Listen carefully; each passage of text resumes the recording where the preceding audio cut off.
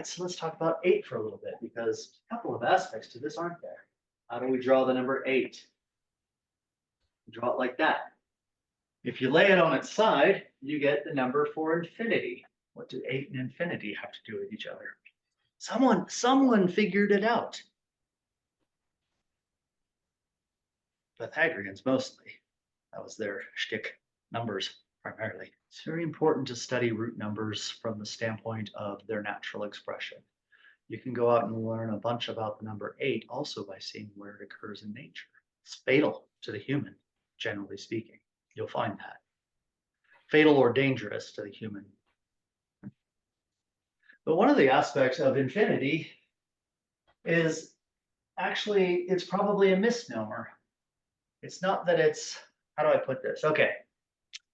Let's say you decide to go on a journey and let's pretend that the planet actually has its continents all connected, right? Maybe you're walking on Mars or something like that where there aren't oceans, right? You don't have to swim across. But if you head out in a particular direction and see how long it takes you to get to the end, it would take you an infinite amount of time because you'll just keep passing the point that you started from, right? But there's a finite aspect when you talk about start and end and being the same aspect. You understand? Right? So you can walk forever, infinite amount of time, and there's also a finite aspect where you keep returning to the beginning. So now, through the idea of this, you can begin to understand things like reincarnation. You can be born April 3rd, 1972, right? But you can die then, and you can come right back to April 3rd, 1972. This is not actually reincarnation. It's called recurrence. It's what most people do. It's just like walking around the planet, isn't it?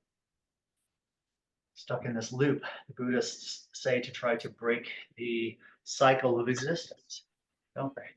They were on to it. They were on about 8, actually, the Buddhists. So if you want to understand 8, you can also look at the core of Buddhism, not necessarily the dogma of it.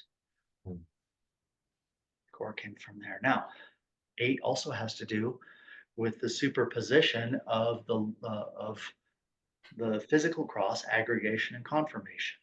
It's the superposition of those two aspects.